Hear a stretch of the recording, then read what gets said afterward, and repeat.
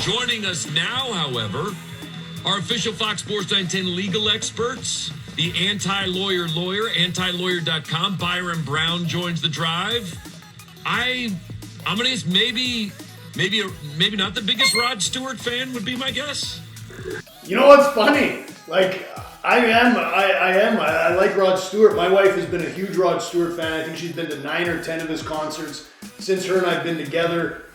We've gone to Rod Stewart at Madison Square Garden, and then most recently we went to Rod Stewart at his residency at the Coliseum at Caesar's Palace. And man, that guy's an old dude, but he puts on a hell of a concert. This is something unexpected. I love finding out that Rod Stewart in the Brown household is that my mom loved Rod Stewart. So like I'm a Rod Stewart fan, but Byron Brown bringing the heat on Rod Stewart and seeing him 8 or 9 times in concert. As we get older, do you think that the musicians that are still cranking out concerts like in their 70s, are they justifying like still selling out concerts? I feel like they all do like an incredible job of putting on a show. I think they do. I think they're some of the best ones. I mean, I'm telling you, if you go to a Rod Stewart concert, you'll be entertained. I mean, he has his own little funny dance moves. He kicks soccer balls out into the crowd. I mean, he does a really good job, but it's like anything in life, right? Like the more repetitions you get of anything, I think that you get better at it. So like Bruce Springsteen, I've heard people go to his concert and that guy's full of life and energy and he puts on a hell of a concert. So I think these guys, like I guess fine wine, they just get better with age. Before we talk about some of the legal proceedings that I've intersected in the world of sports with you, speaking of aging, Tom Brady retired, Byron, and he's first move out of retirement is producing a movie about himself in which he will star. Like, this is a dude that's now created a documentary series about himself, a brand of clothes, which is just his last name, and now a movie about himself. As likable of a dude as Tom Brady is, this is like the most self-indulgent post-playing career I can ever remember anyone having. It really is, but at the same time, everybody's interested about Tom Brady, and you know the iron's hot right now, right? I mean, at the end of his career in his retirement, we're talking about him, and I think if you're going to do a documentary like that, or you're going to put out stuff like he's putting out, I think now's the time to put it out because you know he's going to be relevant for years to come, but he's going to be most relevant right now.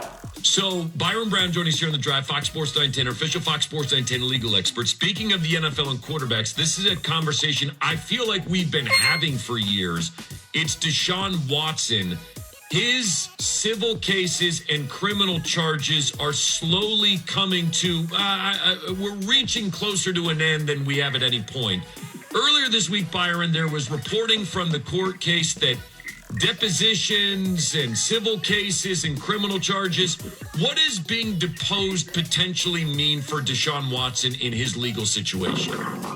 Well, so his lawyer filed a motion to try to postpone, if not delay entirely, the depositions. And the concern is when you have a deposition taken in a civil case, which he faces 22 civil cases, the lawyer for these women, which is Tony Busby out of Texas, he's going to ask Deshaun Watson, obviously, all the questions related to these allegations. Well, the concern, if you're Watson and you're his lawyer, is then that deposition testimony can be used by prosecutors and or the DA for criminal charges. So his lawyer filed that motion to say, hey, judge, I got to do what I got to do to protect my client. And if I expose him to these depositions before we know about the criminal proceeding, then what Deshaun Watson, any lawyer on earth, is going to tell their client to do this, go into the depositions and plead the fifth. Because if you say anything, it can be used against him to possibly trump up criminal charges. So the best way to go about this, if you're Deshaun Watson and you're his legal team, is you try to resolve the criminal stuff first, and then you let the civil stuff come out. However, that judge said that Deshaun Watson does have to sit for 9 depositions out of those 22 cases, and part of the judge's ruling was based upon the fact that those 9 women have already been deposed by Watson's legal team. So what's good for the goose is good for the gander. But yeah, it's not a really great move on Deshaun Watson's, I guess not, that's a misnomer. It's not great news for Deshaun Watson because he's going to have to sit under oath. He most likely will take the fifth, and then the fifth can be used against him because he can't use it as a shield and a sword. So, I mean, it could be used against him in his civil case for pleading the fifth, but he's got to plead the fifth if he wants to avoid the criminal charges. I mean, again, we're seeing how this all plays out and why you see people, regardless of the merit of the charges or not, why they settle them up front. Because this stuff just gets hairier and stickier the further he goes down this road. My understanding, that makes a lot of sense, that settling it, even if it sometimes can be perceived, whether it's true or not, as an admission of guilt, is probably, as you mentioned, just sort of a cleaner way to deal with all this.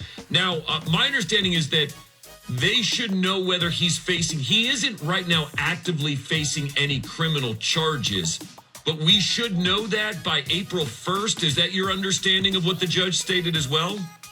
That's what I've heard as well, yeah. So they're most likely going to be able to postpone the depositions until post after that date.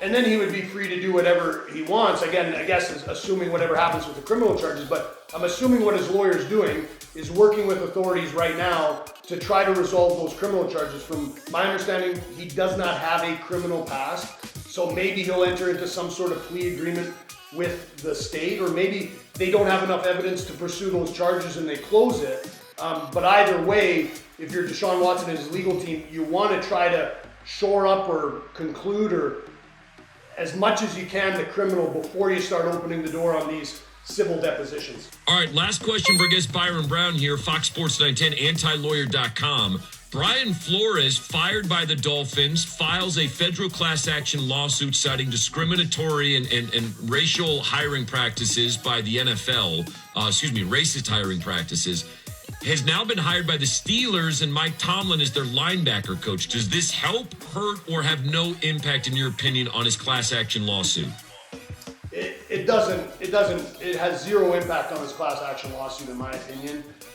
What Flores is in there for in his lawsuit is past behavior. So even if, say, the NFL and all the NFL teams did everything they could to interview every minority they possibly could for every opening position, it would do nothing to negatively impact Flores' lawsuit, because Flores' lawsuit deals with the past behavior of the NFL and the NFL teams. Makes sense. He's the absolute best. Byron Brown, our guy. Appreciate your time this morning, my friend. If you like the video, please like, comment, and subscribe. And in the comments, if there's anything in the news that you see that you want me to break down, please let me know. Thanks for tuning in.